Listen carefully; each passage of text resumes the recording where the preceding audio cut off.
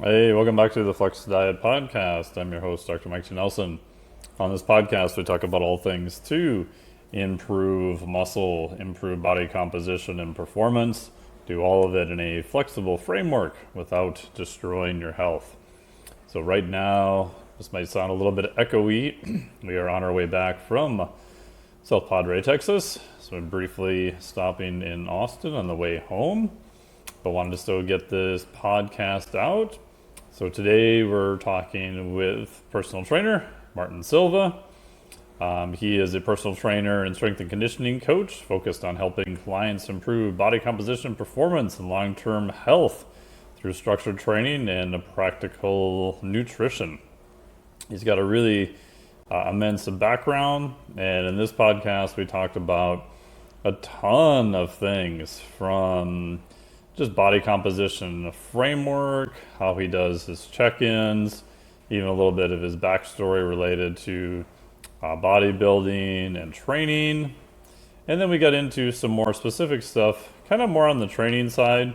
Everything from what is the intent of your training, other things you should think about during training, single leg progressions, hip thrust debate, mobility, trap bar deadlifts, and a whole bunch of other stuff. So I think you'll enjoy this podcast. We try to give as much practical advice as we could. And if you want more practical advice from myself, sign up to the free Fitness Insider newsletter. We'll put a link down below. We've got a ton daily content going out there. And we appreciate you for listening to the podcast. We've got a ton of great guests coming up again, as always. And in the meantime, enjoy this wide-ranging training and even a little bit of mindset and nutrition discussion with Martin Silva. Welcome to the podcast. How are you today? I'm great, Mike. Yourself? I'm doing good. Thank you so much for being here. I appreciate it. Pleasure, my man. Pleasure. Yeah. And so one of the topics we're talking about today is body composition changes.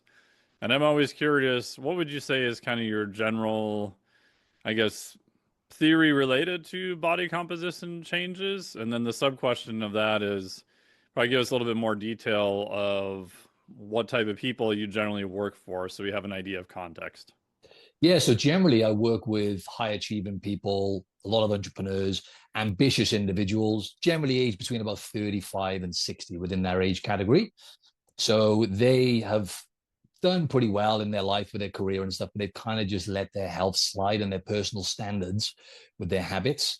And then obviously the body, which follows that, to your point. So they'll come to me and they'll want to improve the way their body looks, body composition. And then what I find is a big, and you can probably relate to this, a big challenge. I think the biggest challenge, not necessarily a challenge, but the first port of call is people have a lot of beliefs and they have to unlearn a lot of things when it comes to nutrition and even the training piece. So strength training, which we can get into. The impact of strength training is just insane. What it does for the metabolism and all these other things, which not only improve your body composition, but they improve longevity. Muscle's the longevity organ. So I get them to prioritize on that because we know the, eat less, move more model. If it was that simple, everyone would be, walking around with six-pack abs, right? We know that doesn't work.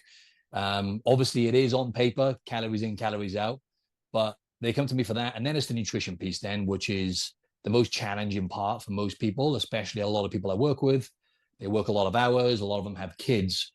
So it's ultimately having something which is super simple because they tend, before they come into the program, they tend to overcomplicate things because a lot of the, belief they have on nutrition and having to train even 6 days per week and do 1 hour in the gym and do cardio. And then I've got to follow a meal plan. For example, again, to your question, 90% of my clients don't even follow a meal plan because I like to teach them.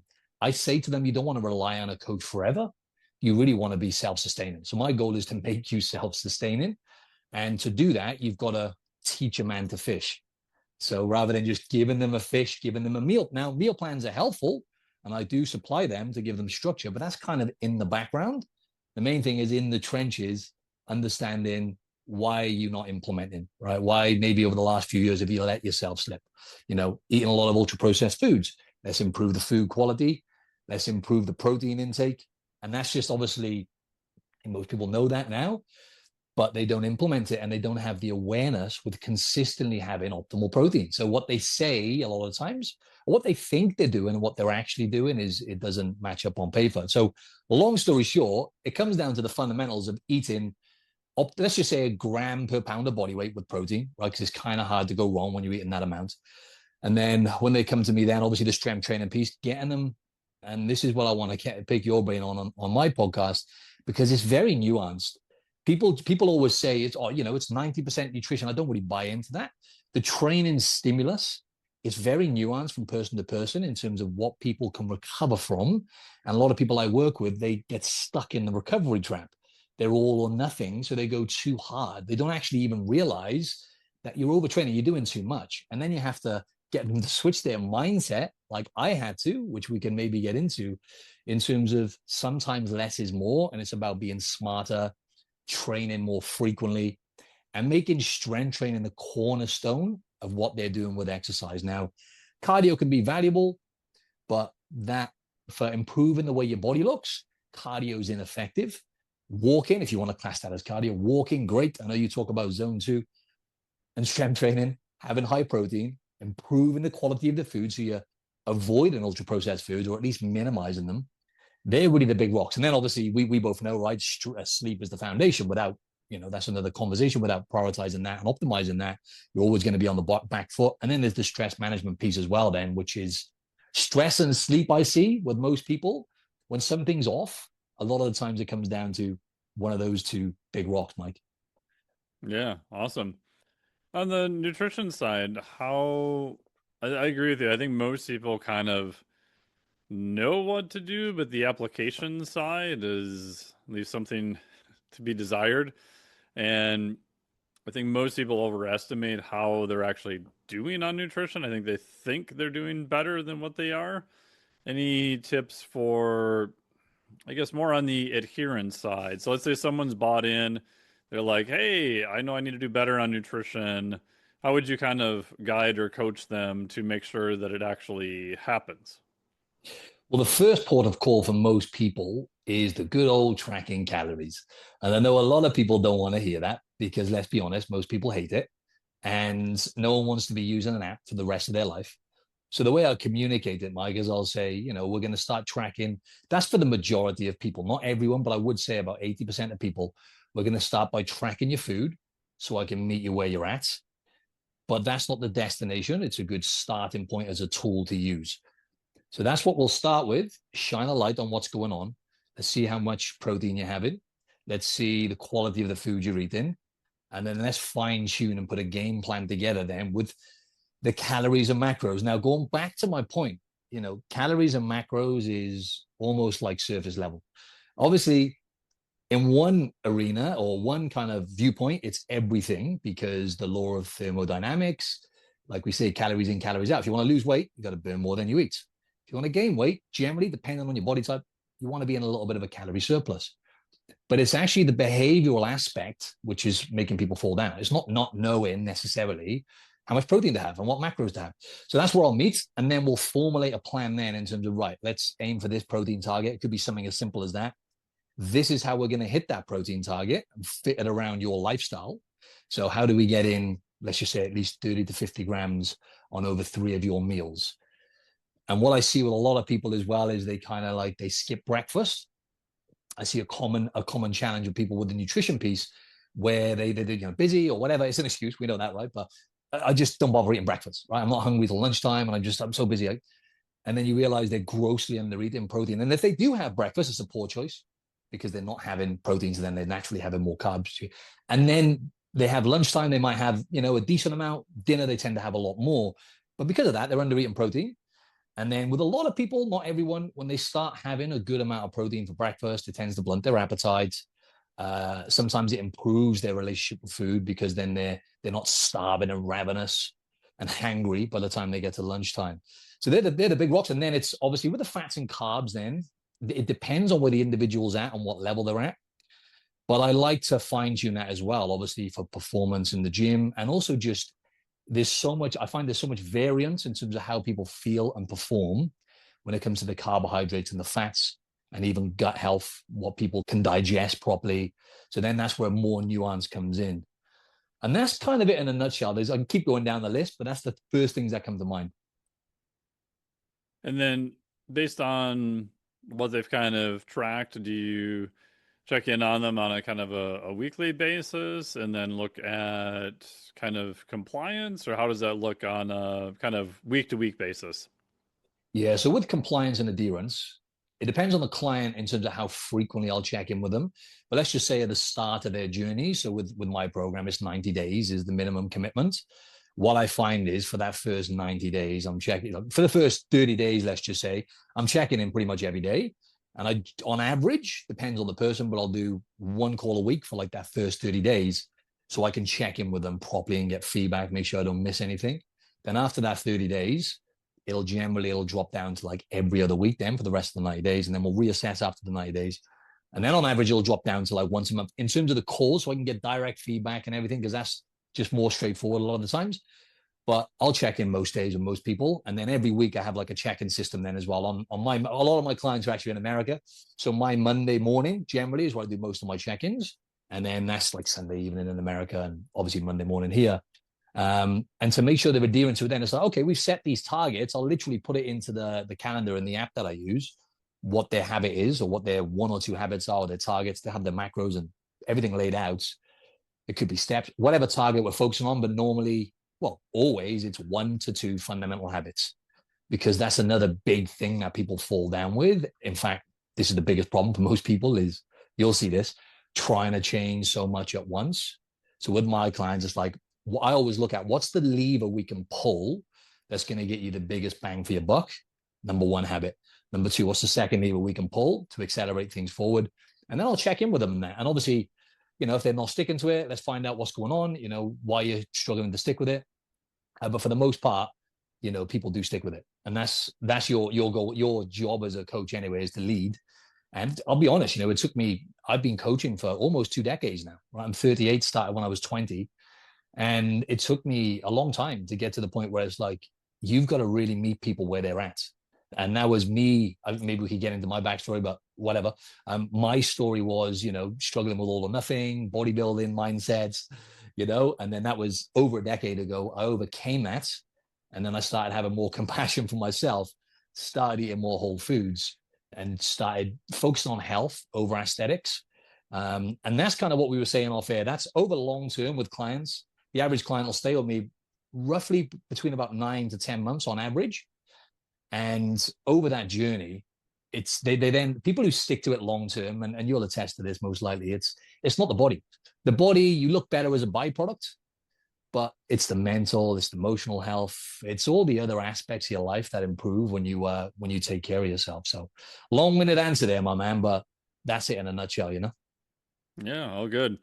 What is kind of the biggest lessons you learned from your journey that you've been able to apply to clients? So number one is being overly restrictive. And that's, again, a cycle that I've seen a lot of my clients stuck in is either A, they are being overly restrictive, or no, the one is someone who's at a higher level and they're in motion with their training and they're consistent with their training, but they're afraid, they want to stay lean. And they're so afraid to actually get to the next level because, the strategy is not the same. If you want to get your body to the next level and even your overall health, you can't just diet your way to success. At some point, you got to reverse diet. You got to build. You got to eat more. And they're stuck there. And then it's getting through that psychological barrier. Right, we need to reverse diet for a long period of time. And then we can talk about, maybe trimming down some stubborn fat after that. But along that journey, then that's when they start connecting the dots. Oh, my performance is improving a bit in the gym because I'm fueling my body. There's a mantra I like to use with clients, which is I eat to build. So you're eating to build. You're not eating to stay lean or to lose weight. That mindset shift, when you do that, and you focus on maybe strength in the gym as well and that performance piece. So all that to say, I want to tie that into what I was struggling with. There's the other person then as well. where they're just overly restrictive and they were cutting back, stuck in the diet and cycle. So that's where I was at to an extreme level. So go back to 2013 is where I did my first bodybuilding comp. Just jumped on stage on a whim. I was a PT in the gym at the time, Hmm. and in my local area back home in the UK, from Wales, they were saying, "Mark, you're in shape. Jump on stage." They got a local men's physique one, right, which is the one with the board shorts. Jumped on stage, came second in the show, and then qualified for the British finals, which was like 6 weeks later. And I'm very competitive, so I was playing rugby up until that point. So then they kind of replaced that feeling of, oh wow, could be onto something here. And that's when things went downhill for me. That 6 weeks, jumped on stage, didn't actually place in the show. That's another conversation. I'm natural as well. I've never taken steroids, but I always competed, and that was my choice. I always competed with an untested federation. So a lot of the guys were on gear. So that was the first time I turned up, and I would go in the gym. My legs, right? My legs were my weak area, and my shoulders. I was told, right, from the judge. Then I would just hammer those body parts. Then after overeating, I'm like, right, and I would time it, right, because I almost, well, subconsciously, I would already preempt that I'm going to overeat. Then I would plan my leg day and my shoulders and stuff, which I don't do anymore, right? We can get into the training stuff. I train smarter now, but I used to do bro splits back then. And I used to hammer my legs, and it would be driven by self-hate, right? Which is where a lot of people are. They don't like parts of their body, so they train for that reason. I hate this body, and you can get in good. Don't get me wrong, you can get in good shape doing that. I was in great shape, but it doesn't last, right? And then the worst shape I was in was for that 18 months. So that was the two big things I struggle with. And then it was after that, then the third point then is switching my mindset then and focusing, because I started getting some gut health issues. This was a bit of a wake up call for me from like overeating so much. My gut would be in agony the next day. And I remember like the third time it happened, I remember lying in bed going, yeah, I'm out. I'm done with this now. And that was kind of a turning point for me. And then I did a program then, Mike, where it was 12 weeks and I just focused on strength. I was like, right, let's switch the mindset, man. This aesthetic stuff, like it's never ending. Like it never ends. If you're focused on your body, there's always going to be something you're disappointed with, right? Like there's always going to be something. So I switched that and I was like, right, let's get into this. Let's hit some PBs. Over that 12 weeks, I hit a PB on all my main lifts, basically squats, deadlift, bench press, and overhead press. And that was like the mindset shift for me. And then fixing my gut. Then I started intermittent fasting as well, which I don't recommend for most people, but just to give my gut a break. And then it was like, started eating more whole foods. And it was a gradual transition for me. And with the poor relationship with food, I didn't have the mindset of cutting everything out. All right, I'm not going to eat this. I'm not going to eat that. Because that just doesn't work. I come to realize it never works. It just doesn't work, right? If you try and, I used to make lists of all these foods I was going to eat after a comp, right? It became an obsession. Mm-hmm. And it doesn't work. So I just started eating more whole foods, intermittent fasting, fixed my gut, started hitting PBs in the gym. I go, oh, wow, I'm actually looking better now as a byproduct of health. And that was like a real big, paradigm shift for me. So with your clients who are more on the body composition focus, do you focus more on performance in the gym in terms of the training aspect then?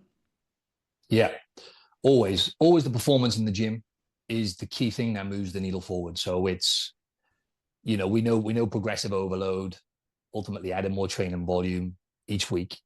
But more important than that, as you'll know, is mechanical tension. So obviously I'm online now. So coaching people through that, I created like this masterclass recently for them, right? Just to get even more intricate with it, because the mechanical tension, the technique, the volume that you're doing, stopping 2 reps short of failure instead of going to failure most of the time. So that is everything, man. That strength training piece, like doing that. I like to use the word appropriately, the strength training, because you can get a program, follow the best program in the world. If it's not appropriate for your body, right, and you're not recovering fast enough, you're not you're not following it properly. You're not being intuitive, right? Because there's only so much teaching you can do. After a while, you have to get your clients to think for themselves in the gym as well. It's like you get to learn. No one knows your body better than you, so you've got to learn that sweet spot. So yeah, that's just to answer your question. That's everything, man. The strength training and performance piece. How do you monitor performance online week to week? Because I know that can be a little bit tricky. You're obviously not, having him test every week. How do you kind of keep an eye on that? So I'll get them to send me over technique videos so I can run through the form and stuff. And also I'll get feedback off them on the calls and basically see where they're at really and just check in with them about it and make sure I'm coaching them through the program. So that's it in a nutshell. But yeah, in real time, when I was PTing people, if you've got a good PT, you're never going to be able to replicate like in real time having someone there who's good. But at the same time, I think people can overcomplicate things as well, right? Like with anything. So sometimes it's like, are you getting stronger? Are you recovering well? Are you following the technique in these videos? Obviously, I got my own video library and stuff. Are you, sending me the videos that I need to see with your squat form, deadlifts, all those fundamental movements? And if they're not doing that, then obviously it's hard to get the most out of it. And it sounds like you're programming more compound lifts, or how do you decide how to set up, like, we'll just say over the course of a week, how do you kind of decide what goes where? Yeah, absolutely. All compound lifts, we know that gets you the biggest bang for your buck. Again, mechanical tension, working, multiple, it's a multiple joint movement, right? So you're working more muscle, one muscle group on the compound lifts. So I'll get them, depending on where they're at, there's like, on average, my programming looks like this on average. Upper lower split, where they'll do 4 sessions a week. Upper body lower, throw some core in there as well, normally with legs, or it could be upper body. Or they'll do full body 3 times per week. What I do is I get them to do these, to the training frequency piece, as we know, is the most important piece, pretty much. How frequently you train in the body parts. And back to the program that I did back then, when I hit those PBs, what I was doing is I was doing these resistance band sessions on the days in between my Hmm. full body sessions. Twice a day, I was doing them just low intensity to test out that frequency tool. So I have them doing that as well. So I'm having them doing a light pump up. It could be, or even mobility as well, or tie it in there, where it's 10 to 15 minutes. That's all it is. And the intention with those band sessions in between, let's say those 4 gym sessions or those 3 full body ones, is to facilitate recovery more than anything. So that's where people go, right, they go, band session, and they want to go all out. No, that's not the intention. The intention is just get a pump on and stop, basically. And you still get a bit of the metabolic benefits as well, because it's still a strength signal, but it facilitates recovery, adds to the total training volume as well, right? So that's generally how it looks. Now, with some people who want to go to the gym more often, I'll either do 3 full bodies, and then I'll have them doing target sessions on the days in between. So let's say they want to do 5 a week, 3 full bodies, 2 days in between. It'll be, let's look at what your weak areas are, functionality wise as well, not just like aesthetics. Because I see most people posterior chains weak. So I'll get them to focus on those areas on the days in between. Or if they're really hell bent on the aesthetics piece, okay, then we can focus on doing like a 20 to 30 minute like target session where it's low to moderate intensity. It's, that's kind of a hard one to explain to people. If you just say it on a podcast, it's like everyone's going to get it wrong. So I have to like really hammer that one home. Now, this is just going to be a pump on. You can keep like 5-10 reps in reserve. You're just going to go and target those body parts. So that's kind of how it looks in a nutshell, really. But yeah, that frequency piece, so training every body part at least twice a week. And with the full body, I find with full body for the majority, like for the average person, I'm just thinking now listening, right? 80% of people on average, they benefit more from doing full body. And it's not just because you're in every body part 3 times. It's also the behavioral aspect. If you miss a full body day, let's say you do 2 on a terrible week, you still hit every body part twice. Yes, you haven't done like a big amount of volume each body part if you're doing it right. But if you're doing like an upper lower split or like a split of some sort where you're targeting, if you miss a session, you can get discrepancies and stuff. So I find it's easier to stick to for a lot of people as well, doing that full body when you look long term. But yeah, man, there's a lot of nuance to the training piece, right? Yeah, and you just get so much more. I mean, I just wrote an article for Muscle and Fitness the other day about, do deadlifts, build muscle? And my argument was, yeah, as long as you know how to do them, you program them correctly. And I just went with the old school, Bill Starr 5x5, if you had to pick, one set and rep scheme. Because it's a heavy enough load where you're going to get a fair amount of activation. You're doing a deadlift, you're moving, you're activating almost every muscle in your body.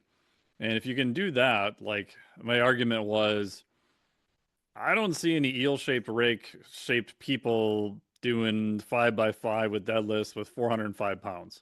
right? There's Mm. probably some exception. There's probably some wiry power lifter out there who can do it. But most people, if you get up to appreciable higher level loads for general population, by definition, you would have added a fair amount of muscle in that process. And again, that process is for a lot of people, that's a multi-year process. It's not going to happen in a couple months. 100. Oh, I'm glad you mentioned compound lifts, right? Because that was part of the question. 100%. It's very technical, right? So, like, look at even a squat. All the Yeah. people I coached in person, 8 to 9 out of 10 people, like, they're not going to squat with good form with a bar on their back. No, they like just to be able to. It, this is the hardest part is getting people to implement this. This is a big battle with the training piece. I know, and I fall into this trap too. If I went in the gym and I just literally focus hell bent, my intention is I'm going to just get better at squats. I'm going to practice that movement. I'll do the mobility required. I'll just practice it and then gradually increase the load or just go and practice deadlifts. The value you get from just doing that, right? If you can get good at those movements is absolutely insane. So just doing those, and then you've got your squats, your deadlifts, then you've got obviously your overhead press as well. That's like, if I could just pick, 2 exercises, it'd probably be an overhead and a squat probably to do forever, right? Or overhead and even a deadlift. Overhead press, doing that properly. We know it's very kind of technical, especially with a bar, just doing an overhead press, full extension. Yeah, and then obviously you've got like a rowing movement then as well, like to throw in like a bent over row or even a cable row or even learning to do pull-ups, right? So valuable. If you look at the top 2 exercises really for back, deadlifts, functionality and muscle gain, people overlook that. They see people with like, good aesthetics on their back. It's like, yep, deadlifts, thickness, and then the pull-ups as well. So yeah, those movements, man, like, work towards doing those. Like not everyone can do it. And some people are going to have issues, injuries, all that kind of stuff, right? It's a little disclaimer there. But if you can work to doing those movements in some way and practicing, and that's always my communication methods with clients, it's going to the gym. We're working out with an intention here, right? To build muscle. So to do that, you need mechanical tension. And you just need to look at practicing the movements and getting better at each movement rather than just training to get tired. Like that intention is really important, really important. Yeah, I totally agree with that. On what are the versions you use for squats? Like I found I don't even think I have a single client right now that back squats. No, because I don't have any power lifters, and the strongman I have, I don't have them back squat. But what other versions of squatting do you use, or do you find you can get people to back squat, or what's your opinion on that? Do you know what? As you say that, I was just trying to think, how many clients do I have back squatting now? I honestly don't think I've got any. And if I have, it's probably someone I've been coaching for ages, like one or two, but I can't think of any at the top of the head. So here's what I do. And this is what I think is really underrated when it comes to results is just single leg movements, right? People don't do them, number one, right? So the body thrives off novelty. Let's just give you an example. You want to see someone squatting body weight first, right? Just to see where they're at, just to see where their, discrepancies are, etc. But just doing a reverse lunge, that's like one of my favorite movements because it requires balance, stability, strength. So I love reverse lunges, at the start of the program as opposed to a barbell squat.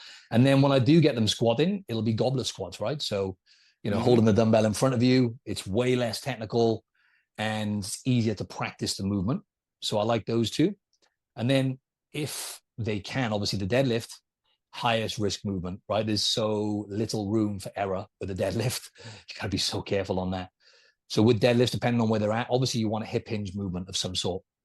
So, getting them to do, even if they were at a decent level, getting them to do practice in a Romanian deadlift so they can practice that hip hinge movement with dumbbells, for example, or even a barbell. Or even I love, people hate it when I program this, but doing like a toe toucher, balancing on one leg with good form and just reaching out to touch your toe and standing back up again. No weight, right? Practicing that. For a lot of people can't do that. You have to aggress that because of the balance. So that's the way I start in general for most people. And then what I find is when they get stronger, and then Bulgarian split squat is more advanced, more technical than a reverse lunge, I would say, for a lot of people. And then when they get stronger doing those single leg reverse lunge, it could be any type of lunge or a Bulgarian split squat. That then carries over into squats, and even Deadlifts, for example, like I don't know what your thoughts are on a hip thrust. Now I don't program them very that often, but I still program them. And what you find, that hip extension, it can carry over into your squats and deadlifts, that strength, So yeah.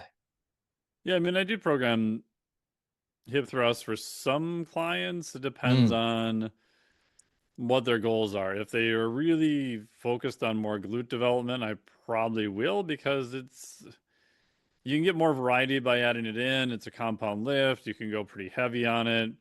The caveat I have is that at lockout, I want to make sure they can actually feel like their glutes are contracting. A lot of people become very low back and hamstring dominant, I think, on that movement, unfortunately, probably to their detriment.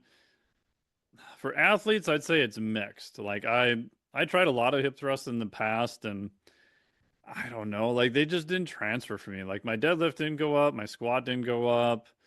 I don't know. Like that would maybe it's just me, maybe it was the mechanics. I don't know, maybe it's my biomechanics, who knows? But I'd say for athletes, I'd say it's much more split and I don't tend to use them that often unless they're a new athlete and I really think like their posterior chain is a major weakness. Maybe I'll throw something in them, but I'll probably use other variations and options first. Yeah, good shout. I think that movement's been blown up a lot online now, right? But Oh it can have yeah, it can have some value, but it's like when you look at the what gets you bang for your buck, isn't it? yeah. Do you use any variation of like front squats or kettlebells or safety squat bars or zerchers or anything else like Zerchers. that, or is it just kind of a depends on the person type thing? Depends on the person. Yeah, I like to build them up to that. So I do use Zercher squats. I do use front loaded, just like front loaded dumbbell squats. I Yeah, like yeah, to yeah. build people up to the front squat with the barbell, but that, as you know, that's super technical. So yeah, Yep. when we'll use the support bar as well at times, but yeah, it'll be front loaded normally with dumbbells or kettlebells or the Zerchers. Yeah, I love the Zercher. Well, I hate it. Right, it's horrendous. Such a painful exercise, man. I prefer bloody front squats to Zerchers, and that's saying something. Yeah, yeah, I program a lot more Zerchers than I do front squats because it's harder to do a Zercher squat wrong.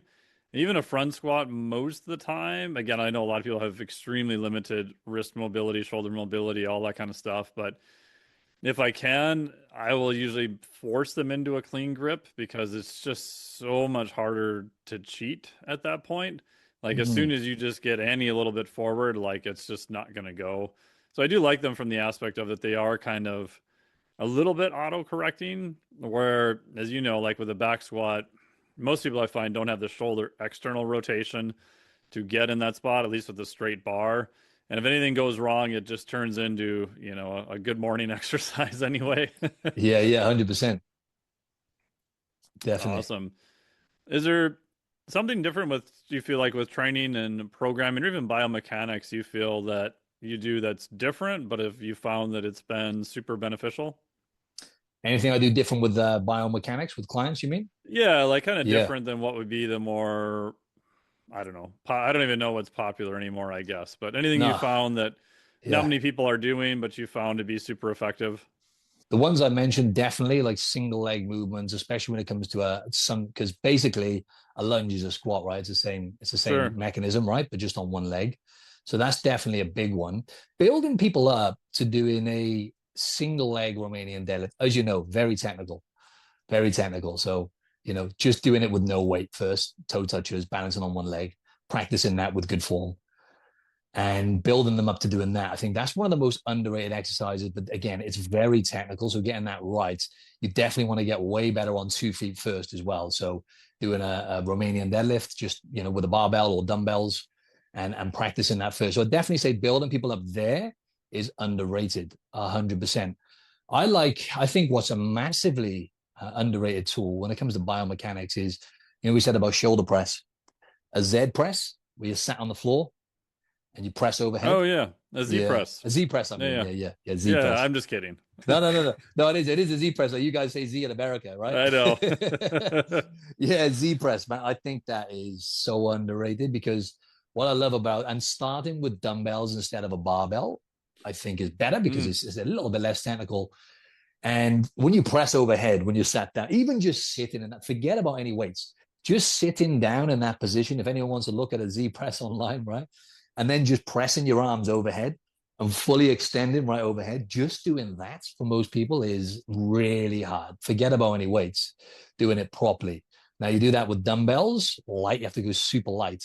Then you build up to doing that with a barbell, and then you get that bar in line with the crown of your head. When you extend your arm, you have to extend your arms pretty much on that, otherwise you'll fall back. So it's one of them things where forces full extension, which then, and obviously because you're sat upright, works all the posterior chain as well. So you actually get a bit of back development there as well. So it really improves the posture. And these are very technical, so I don't want people to go try these, right? But something that's massively underrated is, again, I want to talk about shoulder press, is like a behind the neck shoulder press. I know what your thoughts are on that. Mm-hmm. But as for the posterior chain, and it's very technical, right? So being able to do that, most people can't. But when you can get to that level where you can even start with a really light bar and do that, that's massively underrated as well. Let me just think of, I mentioned a form of deadlift. That's the main things that come to mind anyway. Probably think of a few others. But Nice. definitely, when you say biomechanics, 100% Mm-hmm. obviously mobility. So this is something that was a game changer for me as well, is priming your body before you lift, which a lot of people don't do. And I'll be honest, even I do the bare minimum because I don't like it as much as lifting. So I'll do the bare minimum. You can never really do enough. Priming your body before you lift. So I look at my clients, and because I coach so many people in person as well, I see a lot of people have similar issues, right? They have weak posterior chain, generally weak glutes for a lot of people. Even hit the top of the hamstrings as well. Like when I say posture, I mean like the upper backs or the mid-lower traps, rhomboids, and they have really tight overactive traps. Trunk, no one, very little people do any rotational movements, which is another big one, which is really important. So I'll get clients to do that as a strength piece, but mobilizing before you lift, 10, 15, ideally 20 minutes. But, you got to be careful with actually the amount of time people have to like train. But that is a game changer because it amps your nervous system up. And those mobility movements, they're very, very technical. A wall press. You ever try to Mm-hmm. Yep. wall? Oh, mate, like like just to build people up. I have to get them doing a sitting wall press first, where they're sat down against the wall and they're just doing like a rotation there, arms out in front. Even that's killer, doing that properly. But just for the audience, standing against the wall and doing a wall press is, I can't really describe how to do it properly on a episode. But those kind of movements as well, those mobility movements, they not only do they stop you getting injured, but like people say that, but it's like that should be the bare minimum benefit you want, right, from doing mobility. It's priming your body, it's amping your nervous system up to do the job better in the gym, essentially. Awesome. And on deadlifts, are you using a straight bar or are you using like a hex bar or trap bar, or does it depend on the client? I prefer, for most clients, a hex bar all day long. Yeah, yeah, it's obviously less technical, and I find they can practice better with that, with less risk, and then they can also get their nervous system adapted to lifting a bit heavier slowly but surely. And that's another thing, right? For myself, though, I know I'm lazy with that over the last few years, because if I do sumo deadlifts, right, Mike, because we know it's more technical with a barbell, I have to prime my body for longer. So I'm just like, I just keep doing the trap bar because I can't be bothered priming as much, you know what I mean? So yeah, most people hex bar for sure.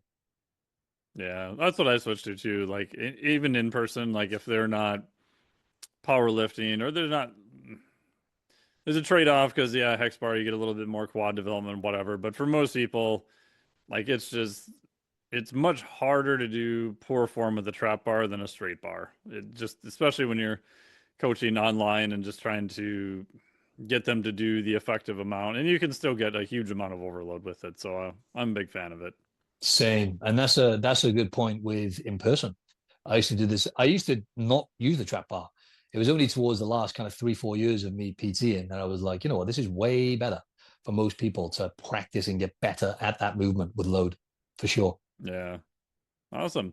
Transitioning into stress, what do you monitor stress with HRV or questionnaires, or how do you determine stress level in clients? Yeah, that's a tricky one to monitor, because you don't want to overload them with habits and stuff. For example, breath work, having that time where you at least stop and calm your nervous system down. And then I think with the stress management piece, I think it comes back to a lot of it as well as hitting the sweet spot with the intensity with training and the volume.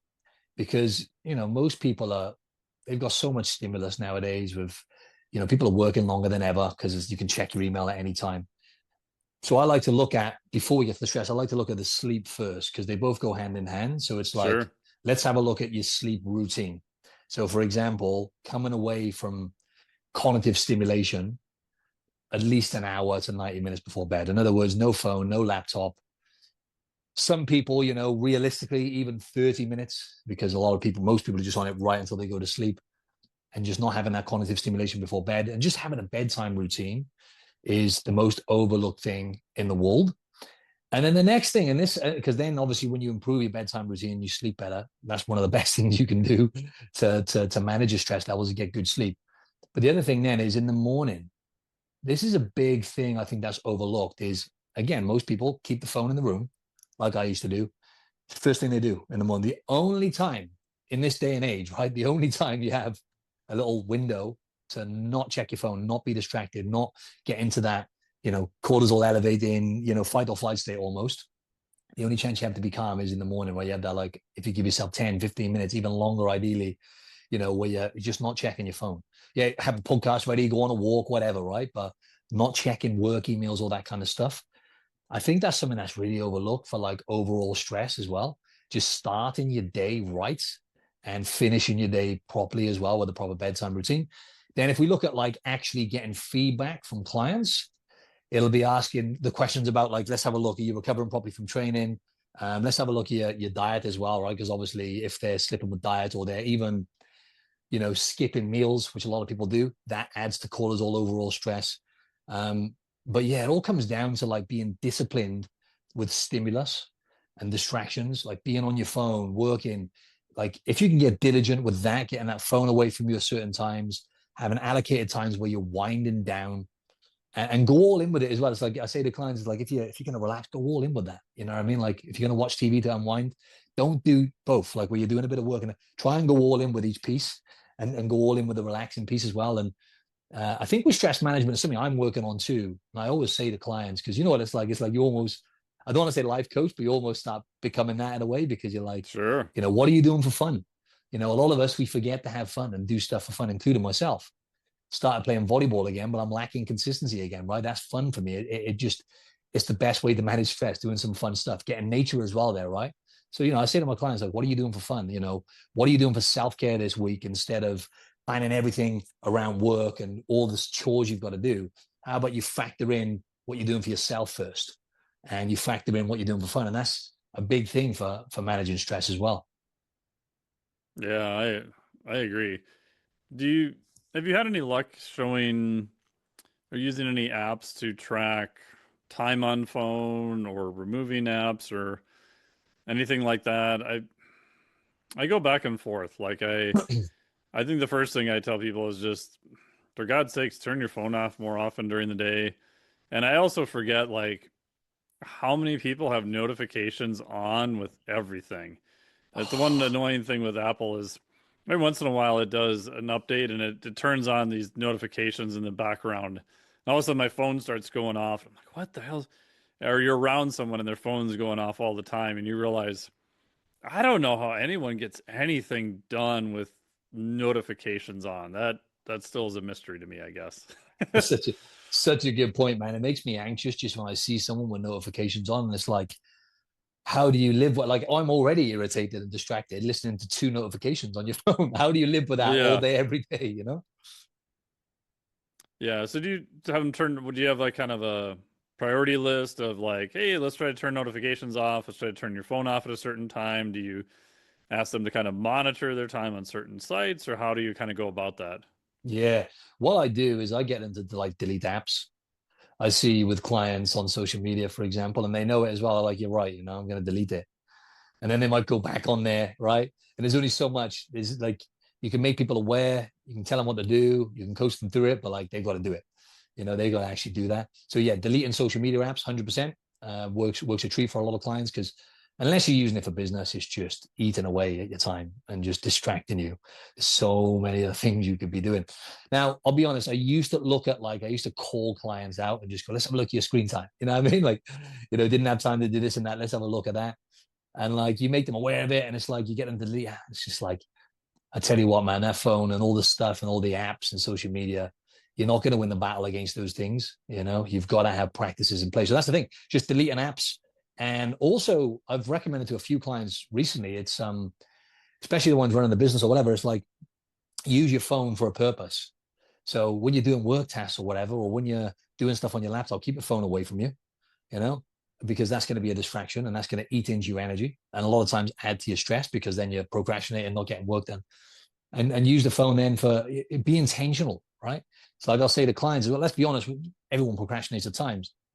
I say to them, right, if you got like, rather than just going on your phone and just mindless scrolling, right? If you just give yourself a window of time, right? So you're actually aware and going, okay, I'm just going to, got a bit of time free. I'm going to give myself a little bit of time, a little bit of entertainment on Instagram or whatever. Cool. But when you're just doing it subconsciously and it's just that it becomes an impulse, it's a big problem. So I would say the main things was definitely the one of keeping the phone out of the room. I know it's kind of like with distractions and phone, it's kind of a broad thing to say, but it's such a game changer. Most people don't implement it. You know what I mean? You have to push people to do it. But the ones who do, they're like, man, that's a game changer because they've got a cheap alarm. They got the phone out of the room. They can't get distracted. They don't check the phone in the nighttime when they wake up, which is like the worst thing you can do, right? Oh, yeah. For sleep and stress levels, man. But even like I had a neuroscientist on recently, and he was saying like there's some studies to show now, like if you've got the phone in the room, your subconscious mind is still active, right? It's still like, okay, emails, Instagram, you know what I'm saying? Notifications. So they're the main things that really come to mind. That's kind of how I monitor that. And then really I just on the calls, I'll question them on these things and kind of adapt at the time, Cool. Awesome. So if you were to give kind of an executive is looking for kind of your 4 top tips, kind of a rapid fire for better body composition, what would your top 4 be? We got to start with sleep, and people overlook that one. They go, "Oh, I just do the training, diet. Okay, I sleep like a baby." You probably don't, right? Because I track these things. So what I would say with sleep is just if you can get a bedtime routine, that sets you up to win the next day. Something. It doesn't have to be complicated. Even if you can give yourself an hour before bed, prepare yourself for a good sleep, and obviously you want to be getting 7 to 8 hours of solid sleep. Get that phone out of the room. So it's the practices you have in place for sleep, not just the amount of time you sleep.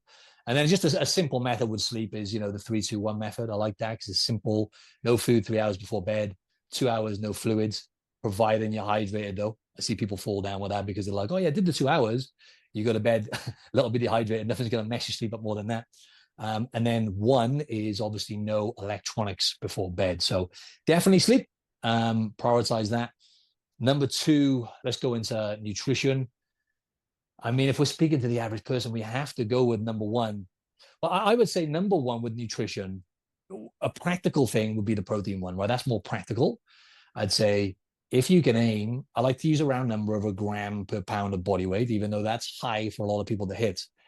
Even if you're not even close to that, let's say you track your food, you see your protein is way under that, even aiming up towards that and just being diligent with that one target and not dropping the ball on weekends and going, yeah, I was cool in the week and then just chill on the weekends and let your hair down, right? That's not going to cut it for a lot of people because they grossly undereat on the weekends or when they travel. You've got to constantly be mindful and aware of that and just literally relentless with trying to hit that target consistently. That changes everything. Just that one thing, take everything out of it. And the other thing then, I see the third one with nutrition would be just avoid ultra-processed foods. I think if I had to pick one piece of advice, like to give to anyone, if you said you got one thing to tell anyone with nutrition, it would have to be just do everything you can to avoid those foods because they're designed and engineered to make you overeat. You'll never win the battle. They actually did a study on it where people ate 500 calories more. And there's I won't go into the details, but it was a cross study. Yeah. Yeah. Did you see that one? I didn't see that one in particular, but yeah. I mean, they crossed the groups over. They monitored a lot of things. Basically, they ate 500 calories more a day when they had unlimited access to the ultra-processed foods versus the whole foods. That's basically, if you want to balance that out, you're going to gain around about a pound of fat a week by doing that, right? So if you can minimize those foods, and I like to hit people with a 90% rule now with that as well. I used to say 80%, but If you really want to get to that next level, you want to be, healthy metabolically. You want to be in, you don't want to just get lean, improve your body composition. You want to be able to maintain that all year round. If you can become a person, like the identity piece, right? You need to become a person who naturally wants to eat whole foods. And that's a process.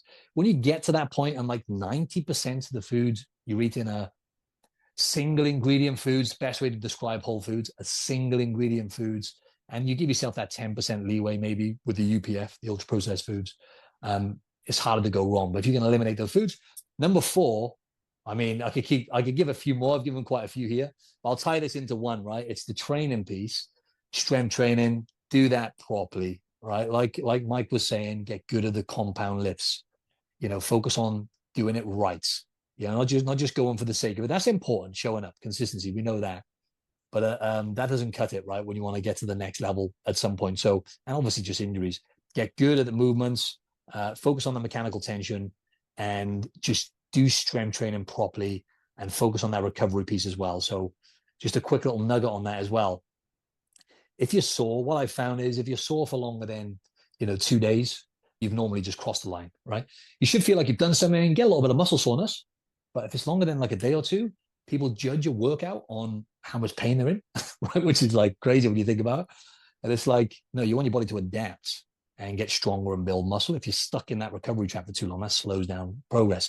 So do the strength training properly. And then, if we tie that into the exercise piece on the 4th one, movement like is number 1, right? If you could pick one form of exercise, it beats strength training really when you look at longevity and movement. That should be the foundation. It's just movement is medicine. Sitting is the new smoking, literally as bad, as bad for your health as smoking, sitting down for longer than 2 hours at a time. Just move as much as you can throughout the daytime. Lots of activity throughout the daytime is a game changer. Awesome. I appreciate it. Where can people find more about you? Okay, I just want to say as well, they were like practical steps, but a lot of people they're going to know a lot of that. There's one thing I would like to say, right, with mindset, because that's the biggest thing that holds people back. It's beating themselves up too much. It's if they're not perfect, they hit the off button. You have to learn to bounce back faster, right? It's like that in any area of life. When it comes to on the weekends, let's say you're not perfect with eating the way you want to eat, or you miss a session, a workout. Never miss twice is a mantra I like to tell clients. Never miss James 2 Clear. days in a row. Yeah, 100%. James Clear. That's where that's from. Never miss 2 days in a row, right? With training, for example, or even if it's a day where your diet, let's just say it's terrible, it goes to shit. Excuse the French. Next day, bounce back. Never miss twice. It applies to everything. Even the habits I implement now, whether that's reading, whether that's doing my Portuguese lessons, right? Never miss 2 days in a row. Game changer. People can find me on Instagram at Martin Silva Fitness. And the podcast is Optimize Your Body on all platforms. Optimize is spelt with an S-E on the end, not Z-E on the end, like the American way, just so they know. So Optimize Your Body is on all platforms. And on my YouTube, it's just Martin Silva Fitness, but I share the podcast basically in video form on there. That's pretty much it, really. The website, optimizeyourbody.com. Cool. Awesome. Well, thank you so much for all your time and appreciate all your knowledge and everything. And thank you so much. Really appreciate it. Absolute pleasure, Mike. Thanks for having me on. Thank you. Thank you so much for listening to the podcast. Huge thanks to Martin for coming on and sharing all of his great training knowledge and providing a ton of tips that you can go out and directly apply right away. And if you want more tips like that with definitely more of a research tinge, check out my daily Fitness Insider newsletter. Go to miketnelson.com/newsletter. Put the link down below. You'll be able to hop on completely free. And we'll send you a cool gift. We've got all Martin's information down below. Make sure to check him out online with all the great things he's got going on. Got a ton more great guests coming up as always. Thank you so much for listening. If you have time to leave us a little review or give us a thumbs up, a like, download, all the great stuff that helps us with the algorithms. Goes a long way to promoting the podcast, getting us better distribution, and continued great guests. Thank you so much for listening. Talk to all of you next week. Did you see that? Yes, the frog is certainly taking a beating on this show. It's hard to feel sorry for him. We take a beating every show. This podcast is for informational purposes only. The podcast is not intended as a substitute for professional medical advice, diagnosis, or treatment. You should not use the information on the podcast for diagnosing or treating a health problem or disease or prescribing any medication or other treatment. Always seek the advice of your physician or other qualified health provider before taking any medication or nutritional supplement, and with any questions you may have regarding a medical condition. Never disregard professional medical advice or delay in seeking it because of something you have heard on this or any other podcast. Reliance on the podcast is solely at your own risk. Information provided on the podcast does not create a doctor-patient relationship between you and any of the health professionals affiliated with our podcast. Information and statements regarding dietary supplements are not intended to diagnose, treat, cure, or prevent any disease. Opinions of guests are their own, and this podcast does not endorse or accept responsibility for statements made by guests. This podcast does not make any representations or warranties about guest qualifications or credibility. Individuals on this podcast may have a direct or indirect financial interest in products or services referred to therein. If you think you have a medical problem, consult a licensed physician.